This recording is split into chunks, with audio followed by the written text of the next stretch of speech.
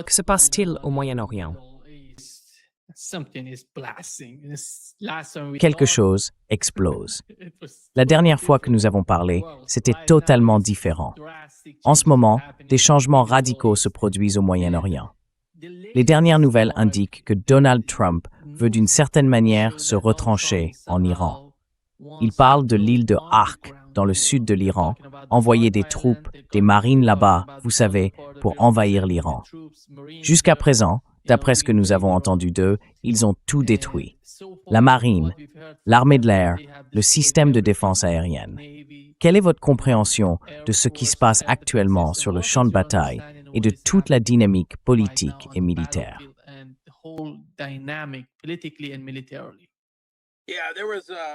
Oui, il y avait une citation tirée de The Economist, de tous les endroits possibles, le magazine d'actualité britannique, qui est, tu sais, extrêmement pro-occidental et anti-russe.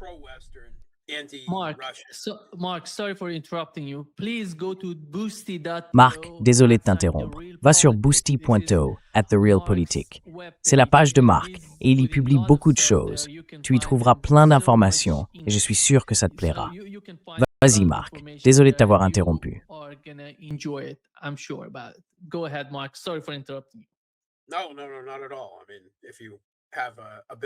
Non, pas du tout.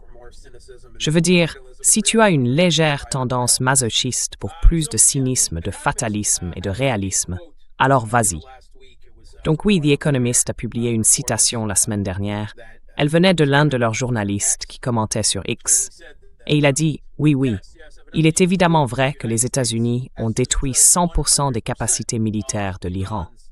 Cependant, c'est ce 0% des capacités militaires de l'Iran qui est en train de détruire les infrastructures énergétiques des États arabes du Golfe moyen-oriental, de fermer le détroit d'Ormuz et de plonger les marchés et l'économie mondiaux dans une crise. Ouais. Oui, l'administration Trump, comme dans tant d'autres situations, utilise une rhétorique de propagande d'un niveau qui ferait rougir Baghdad Bob, n'est-ce pas? C'est un monde de fantasmes absurdes. Les États-Unis sont cette cour grotesque de l'empereur nu, où personne n'a le droit de dire, je veux dire, les médias dominants occidentaux n'osent pas dire, oui, rien de tout cela n'est vrai. C'est vraiment stupéfiant. Quelle société complètement aveuglée par la propagande. C'est assez effrayant, bien sûr, car cela conduit à toutes sortes de choix de politique étrangère insensés, comme ceux que nous voyons en ce moment.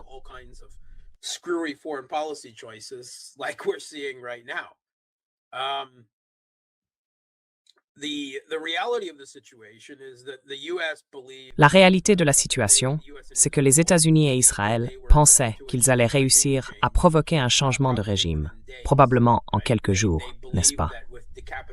Ils croyaient qu'avec des frappes de décapitation éliminant le dirigeant suprême et de nombreux hauts responsables militaires et politiques, le régime, jugé fragile, s'effondrait, et ensuite quelque chose, et enfin, changement de régime. C'est en somme le même schéma que le même classique de South Park sur les gnomes qui collectent des sous-vêtements. Phase 1, les gnomes collectent des sous-vêtements. Phase 2, point d'interrogation. Phase 3, profit. Eh bien, ici c'est la même logique. Phase 1, on largue quelques bombes et on tue des gens. Phase 2, point d'interrogation. Phase 3, changement de régime. Voilà. Phase 2, question mark. Phase 3, regime change, right? Of course, it didn't happen that way. Bien sûr, cela ne s'est pas passé ainsi, car le gouvernement américain fonctionne à partir d'une évaluation caricaturale de tous ses adversaires, l'Iran, mais aussi la Russie et la Chine. Les experts, entre guillemets, qui informent le gouvernement américain sur ces pays, et probablement sur la plupart des pays du monde, pour être honnête, sont des idéologues anti-iraniens, anti-russes et anti-chinois, qui ont une vision extrêmement déformée des réalités de ces nations. Donc vous voyez, ils croient que la majorité du peuple iranien n'attend qu'une chose, obtenir la liberté et renverser sa dictature. Et que si l'on tue simplement leur guide suprême, voilà, tout sera réglé, et ils auront la liberté et la paix universelle. Ils y croient vraiment. Ils croient à leur propre propagande, à leur propre illusion. they believe that. They believe their own propaganda Kool-Aid. And, you know, after... Et enfin, vous savez, après l'épisode au Venezuela, qui en réalité n'a pas été un succès militaire, car il avait très peu à voir avec l'armée, c'était un succès de la CIA, où Delcy Rodriguez, Victor Lopez et d'autres hauts responsables du gouvernement vénézuélien ont été cooptés ou victimes de chantage, ou enfin, peu importe ce qu'ils font. Et ils ont livré Maduro aux États-Unis, ce qui explique qu'il n'y ait pratiquement pas eu de combat, sauf avec son garde du corps cubain, apparemment. Et il y a une raison pour laquelle il avait un garde du corps cubain. L'administration Trump et certains de ses principaux collaborateurs, évidemment, étaient portés par une sorte d'euphorie néoconservatrice après cela. Ils avaient toutes sortes de croyances exagérées en leur propre pouvoir et en ce que ce pouvoir pouvait accomplir dans d'autres pays à la suite du Venezuela.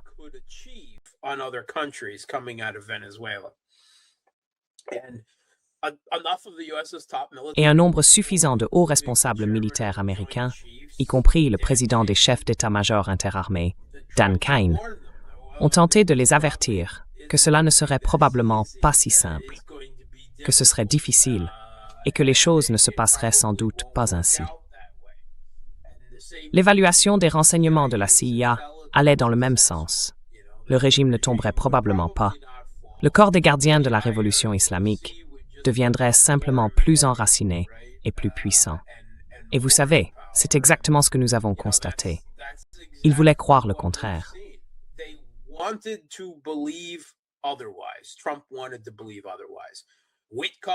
Trump voulait croire le contraire. Witkoff et Kushner, qui ne sont pas seulement ses deux principaux diplomates. Tu sais, Witkoff étant son ami de l'immobilier à New York et Kushner son gendre, mais qui sont évidemment aussi ses proches conseillers sur à peu près tout, non? Et ce genre de népotisme mêlé d'incompétence conduit à toutes sortes de dérives. Nous avons entendu cette semaine un diplomate britannique dire qu'il pensait que Kushner et Witkoff étaient essentiellement des agents israéliens. Donc, voilà pourquoi. Maintenant, je ne crois pas que l'ensemble des États-Unis ait été forcés, trompés ou entraînés là-dedans. Je veux dire, Trump a peut-être l'air d'un grand enfant capricieux, mais il ne l'est pas, n'est-ce pas? C'est un adulte. C'est le dirigeant de ce qui reste, à bien des égards, le pays le plus puissant du monde.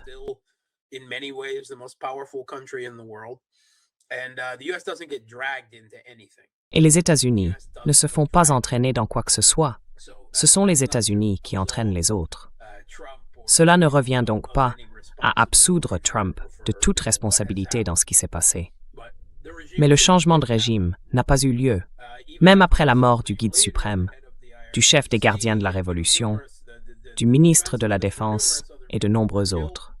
Et les rassembler tous au même endroit, alors que les États-Unis déployaient une armada au large de leurs côtes. C'était stupide. Soyons honnêtes, avait-il conclu une sorte de pacte de martyrs collectif ou quoi? Ce qui n'a pas beaucoup de sens non plus, étant donné que toute la famille de l'ayatollah s'y trouvait également, sa femme, ses enfants, ses petits-enfants, qui ont eux aussi été anéantis.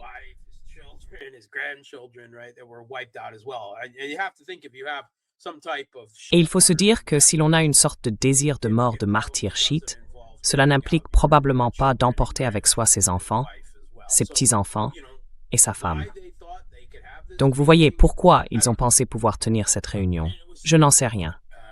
C'était stupide. Et vous savez, test de survie darwinien, ils ont échoué. Si les États-Unis sont au large de vos côtes et ont un penchant pour les frappes de décapitation, on ne réunit pas tous ses principaux responsables au même endroit. Soyons francs à ce sujet. Mais ils l'ont fait. Et ce qu'ils ont fait avant cela, c'est que l'ayatollah Ali Khamenei a déclaré que chaque haut responsable du gouvernement et de l'armée devait avoir une chaîne de succession descendant sur au moins 4 niveaux.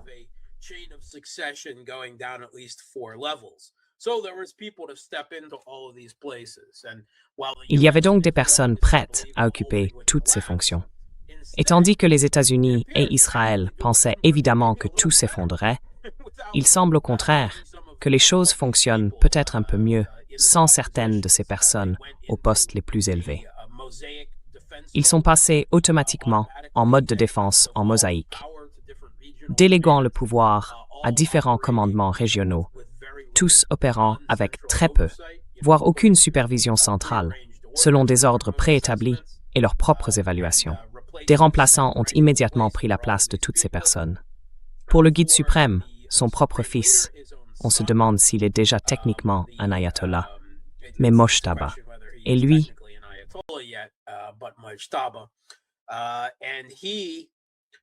Il l'est. C'est un ayatollah. est-il un ayatollah? D'accord. Très bien. Donc il a été déclaré ayatollah. Vous savez ce que les médias occidentaux décrivent comme un radical. Il a beaucoup travaillé avec les gardiens de la révolution islamique. Oui, tout à fait. Et il l'est. À travers son travail avec l'ensemble de l'appareil sécuritaire, on peut penser qu'il a une vision du monde plus ferme, disons moins cléricale, peut-être moins académique ou idéaliste, que celle qu'avait son père. Il est un peu plus ancré dans la dure réalité, je dirais, d'après tout ce que nous avons entendu. Et il faut se rappeler que ce guide suprême vient de perdre son père, sa femme et ses enfants, tués dans ces attaques menées par les États-Unis et Israël.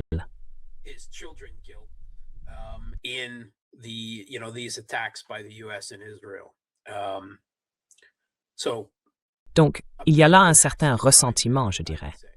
Je veux dire, les chances de voir la diplomatie aboutir à ce stade me semblent quasi nulles, et ce pour de nombreuses raisons. Non seulement cela, mais ce que les États-Unis ont fait, ce qu'Israël continue de faire, et Israël poursuit ses frappes de décapitation. La semaine dernière, nous avons vu le secrétaire du Conseil de sécurité nationale, qui, selon toutes les sources, dirigeait le pays en mode militaire depuis la mort du guide suprême, Larijani. Il a été tué. Le ministre du Renseignement a été tué. Le porte-parole des gardiens de la Révolution a été tué. Le chef du Basij a été tué. Voilà. Et tout cela en une seule semaine. Les frappes de décapitation se poursuivent donc.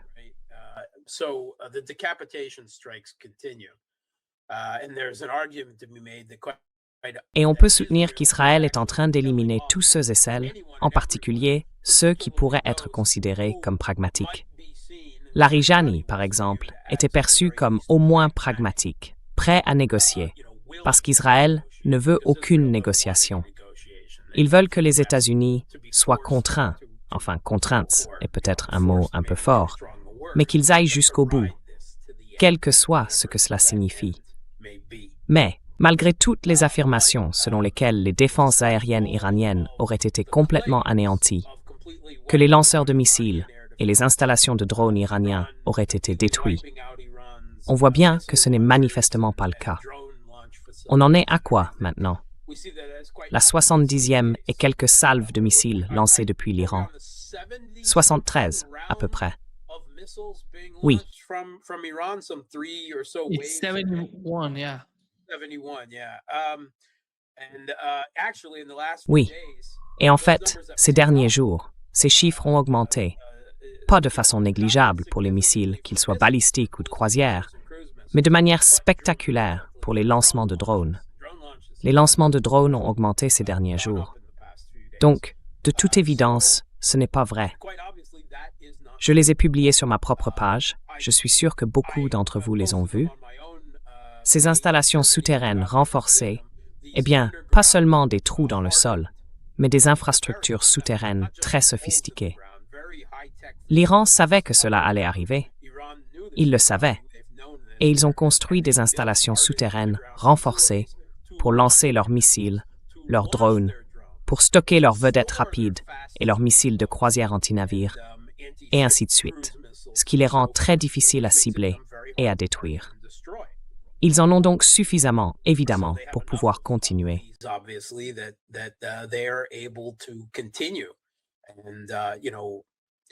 Et vous savez, le commandement et le contrôle fonctionnent étonnamment bien.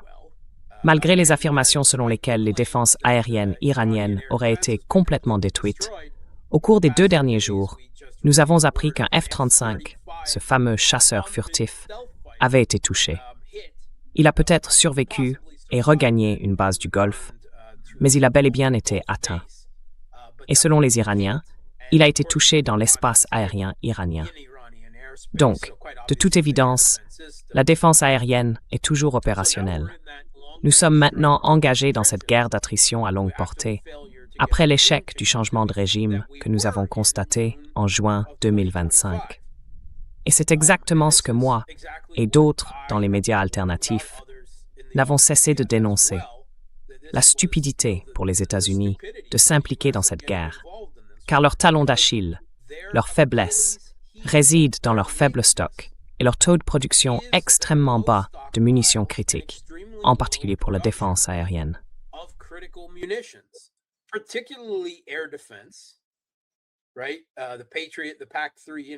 Exactement. Le Patriot, les intercepteurs PAC-3 et les intercepteurs THAAD, ils en produisent moins d'une centaine par an. Les intercepteurs PAC-3, environ 620. C'est dérisoire quand on doit tirer 2, 3, ou parfois, comme on l'a vu la semaine dernière, 6 ou 7 intercepteurs sur un seul missile balistique, et parfois sans même l'atteindre. Il y a donc une véritable question ouverte sur l'efficacité du système Patriot, et peut-être aussi du système THAAD. Mais il ne s'agit pas seulement de la défense aérienne et antimissile. Il y a aussi des niveaux dangereusement bas de munitions de précision à distance, principalement le Tomahawk et le JASSM, qui est un missile de croisière lancé depuis les airs.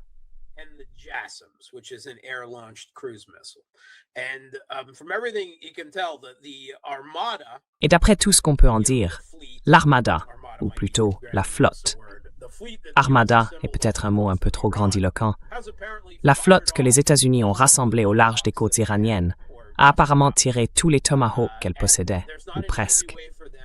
Et il n'y a aucun moyen simple de les recharger. Ils ne peuvent pas le faire en mer. Ils doivent aller sur une base. Or, toutes les bases américaines au Moyen-Orient ont été visées et continuent de l'être régulièrement, ce qui signifie qu'ils doivent se rendre en Crète ou quelque part dans le Pacifique pour se réapprovisionner. C'est pourquoi tout semble désormais s'être déplacé vers ces JASSM, les missiles de croisière lancés depuis les airs. Mais là encore, il n'y en a qu'un stock limité, seulement quelques milliers. Et cela avant même ce conflit, sans possibilité de reconstituer rapidement ses effectifs. Voilà, donc.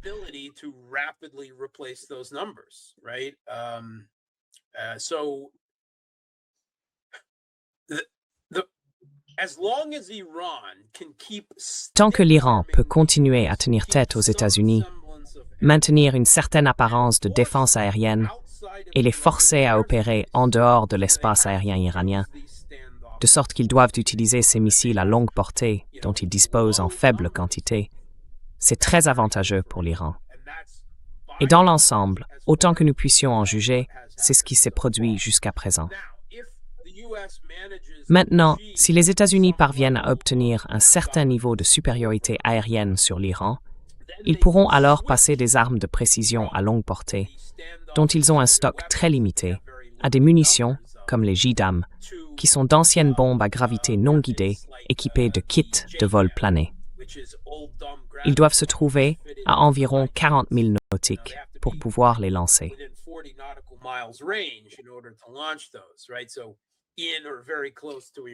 Donc, dans ou très près de l'espace aérien iranien, selon ce que l'on veut frapper, ou en Iran, comme à l'intérieur de l'espace aérien iranien.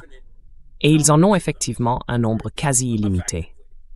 Et lorsque Donald Trump a fait ses déclarations étranges sur le fait d'avoir suffisamment de munitions, c'est de cela qu'il parlait en réalité. C'est ainsi qu'il a interprété ce qu'on lui avait expliqué. Maintenant, ce serait très mauvais pour l'Iran. S'ils peuvent passer entièrement à l'utilisation de JDAM ou même d'anciennes bombes à gravité non guidée, alors ils pourraient simplement bombarder l'Iran pendant des mois. Ce serait une situation très défavorable pour l'Iran. Mais ce n'est pas la situation actuelle, 3 semaines après le début du conflit. Nous avons vu que les défenses aériennes continuent d'abattre des drones.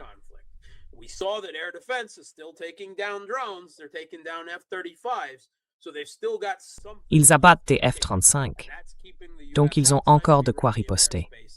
Et cela maintient les États-Unis en dehors de l'espace aérien iranien, ce qui est une bonne chose pour l'Iran. La manière dont l'Iran a réagi ne se limite pas à frapper Israël cette fois-ci. mais aussi à viser tous les vassaux des États du Golfe. Enfin, les alliés, vous savez, les alliés arabes du Golfe, qui accueillent des bases militaires américaines, pratiquement tous, et qui ont été utilisés pour lancer cette attaque. Ils suivent un plan d'escalade, une échelle d'escalade. Si vous frappez nos installations énergétiques, nous frappons les vôtres, n'est-ce pas? Et cela s'accompagne de la fermeture de facto du détroit d'Ormuz, du moins pour tout le trafic des États du Golfe et occidental.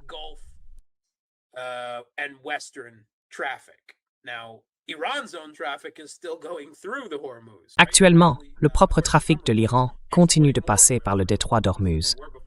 Selon certains rapports, ils exporteraient même plus de pétrole par Ormuz qu'avant le conflit.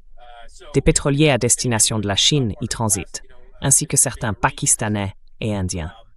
En somme, quiconque n'appartient pas à l'Occident peut s'arranger. La combinaison des dégâts infligés aux infrastructures énergétiques de ces pays du Golfe et de la fermeture du détroit d'Ormuz constitue l'option de sanction de l'Iran. C'est leur option nucléaire. Ils mènent une guerre asymétrique contre les États-Unis et Israël. Leur objectif est de faire hurler les marchés de l'énergie, et donc l'économie mondiale, jusqu'à ce que Trump et Netanyahou cessent. C'est tout leur jeu en ce moment.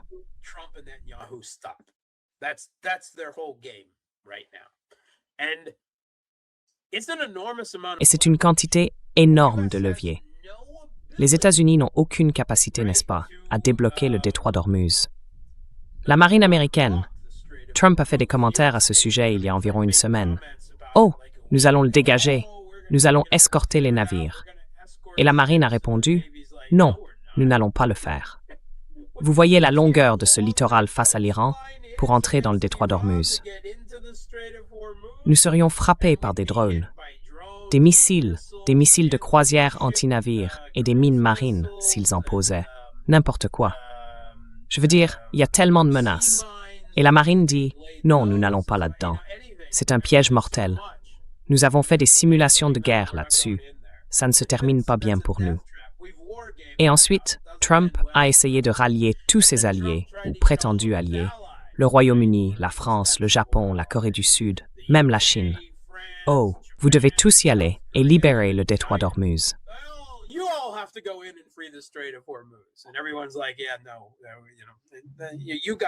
Et tout le monde disait « Oui, non, t'inquiète, tu gères. » Et il était furieux.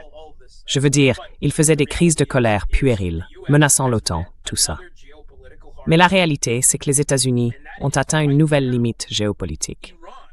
En ce moment, l'Iran détient la supériorité dans l'escalade de ce conflit, en maintenant le détroit d'Ormuz fermé et en ayant la capacité d'endommager les infrastructures énergétiques des États du Golfe vassaux, alliés, et ainsi de suite, des États-Unis. La situation a vraiment atteint son paroxysme au cours des dernières 48 heures, lorsque Israël et les États-Unis, selon l'interprétation qu'on en fait, ont attaqué le champ gazier de South Pars en Iran. C'est le plus grand champ gazier du monde, donc c'est un événement majeur. Et ce champ gazier, en fait, s'étend sous le sol et est relié au Qatar.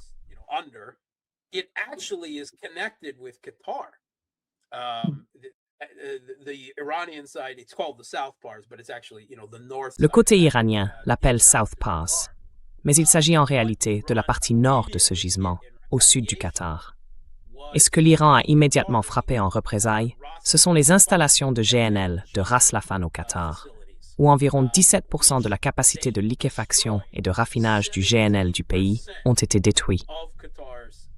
L'ensemble de leur exploitation de GNL était déjà à l'arrêt, en raison de la menace d'attaque de drones et d'autres risques.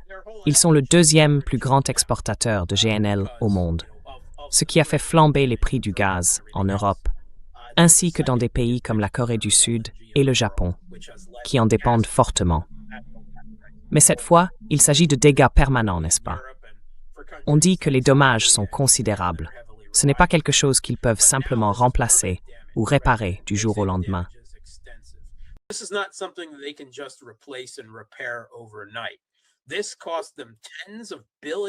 Cela leur a coûté des dizaines de milliards de dollars à installer, et cela leur a pris des années à le faire. Donc, même si ce conflit se terminait demain, les marchés du gaz ne reviendraient pas à la normale avant des années. Maintenant, Trump s'est immédiatement rétracté et a tout rejeté sur Netanyahou. Pendant ce temps, les Israéliens affirment que les États-Unis étaient pleinement impliqués dans toute l'affaire, et c'est probablement vrai. Il semble que Trump, pour une raison quelconque, ne croyait pas que les Iraniens riposteraient immédiatement avec leur propre stratégie d'escalade. Mais ils l'ont fait. Et les marchés sont devenus fous. Les marchés de l'énergie sont devenus fous. Les États-Unis ont dit plus d'attaques contre ces choses. Pas encore, en tout cas. Arrêtez, arrêtez, arrêtez. Israël, arrête. Israel stop, and then more threats in Iran. But quite obviously what Et puis, de nouvelles menaces en Iran. Mais de toute évidence, ce que faisait Trump, c'était reculer, non? Parce qu'il craignait de nouvelles frappes de représailles de l'Iran et les conséquences que cela pourrait avoir pendant des années. L'Iran dispose d'une véritable liste de cibles, une liste d'escalade, de sites répartis dans tout le Moyen-Orient qu'il peut viser. À mesure que les États-Unis et Israël montent les échelons de l'escalade contre l'Iran, Téhéran peut faire de même et paralyser durablement les marchés de l'énergie et du commerce dans le Golfe, ce qui, bien sûr, toucherait le monde entier. Et c'est incroyable. Jusqu'à présent, ou peut-être depuis l'année dernière, on pouvait peut-être compter l'utilisation par la Chine des terres rares comme moyen de pression contre les États-Unis également.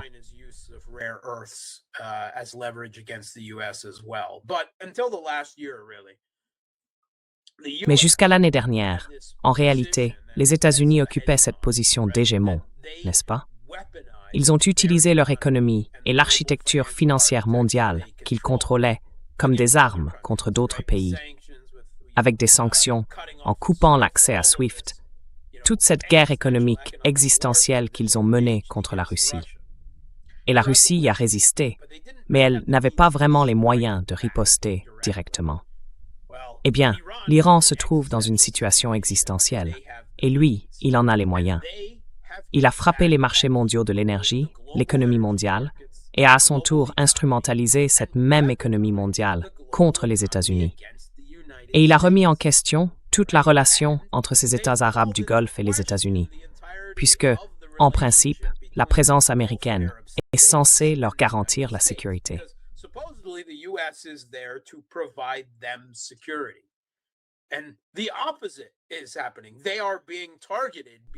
Et c'est le contraire qui se produit. Ils sont pris pour cible parce que les États-Unis sont présents, utilisant les installations que ces pays ont fournies.